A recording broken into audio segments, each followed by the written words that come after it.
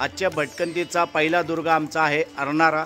हा अर्नाळा तालुका वसई जिल्हा पारगर या ठिकाणी आहे।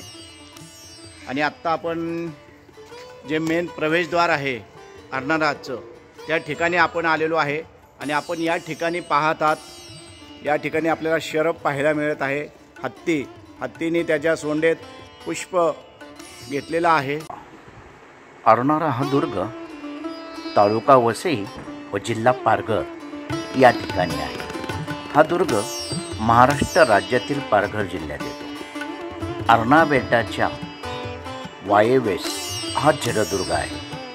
उत्तर कोकणातील वैतरणा नदी या दुर्गाजवळ समुद्रास मिळते, त्यामुळे येथून खाडीच्या सर्व प्रदेशावर येथून नजर ठेवता येत असे। भारत सरकारने या दुर्गाला दिनांक 26 मे इसवी सन 1909 रोजी महाराष्ट्रातील राष्ट्रीय संरक्षित स्मारक म्हणून घोषित केलेले आहे। अर्नाळा दुर्ग चौकोनी असून सुमारे 10 मीटर उंचीची अखंड व मजबूत तटबंदी या दुर्गाचे संरक्षण करते। दुर्गाचे क्षेत्रफळ सुमारे 4 हेक्टर असून तटबंदीमध्ये असलेले एकूण 9 बुरुज आजही ठामपणे उभे आहेत। दुर्गाला 3 दरवाजे असून मुख्य दरवाजा उत्तरेला आहे। या प्रवेशद्वाराच्या दोन्ही बाजूस 2 बुलंद बुरुज उभे आहेत। या दरवाजाच्या कमानीवर अत्यंत सुंदर नक्षीकाम असून दोन्ही बाजूंना सिंह व सोंडेत फुलांच्या माळा घेतलेले हत्ती यांच्या प्रतिमा कोरलेल्या आहेत। या दरवाजावर एक शिलालेख आढळतो। हा शिलालेख मध्ये काय लिहिले आहे ते आता आपण पाहूया। बाजीराव अमात्य सुमती आज्ञा पिले शंकर, पाश्चात्यसी वधुनी सिंधू उदरी बांधा त्वरे जंजीरा।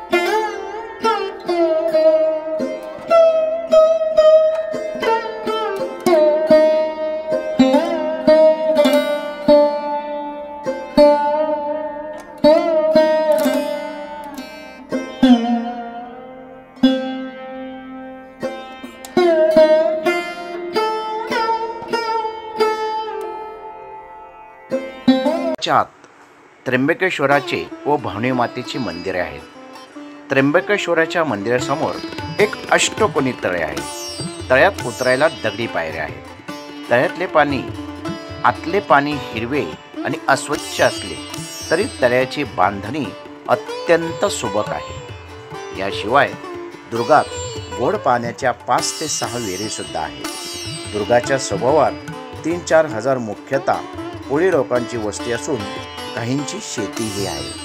दुर्गाच्या मुख्य दरवाजाबाहेर कालिका मातेचे मंदिर आहे। ही अर्नाळा दुर्गावरची असलेली ही बारव, ही अष्टकोनी बारव आपल्याला या ठिकाणी पाहायला मिळतात। अतिशय सुंदर अशी ही बारव आहे। या ठिकाणी आपण पाहतात, या ठिकाणी बारवला जाण्यासाठी ह्या पायऱ्या आहेत। आता या ठिकाणी हा मार्ग बंद केलेला आहे, हे पहा। आणि मंदिराच्या आवारात मी जसं सांगितलं मंदिरं आहेत गडाच्या आतमध्ये, तीही मंदिर.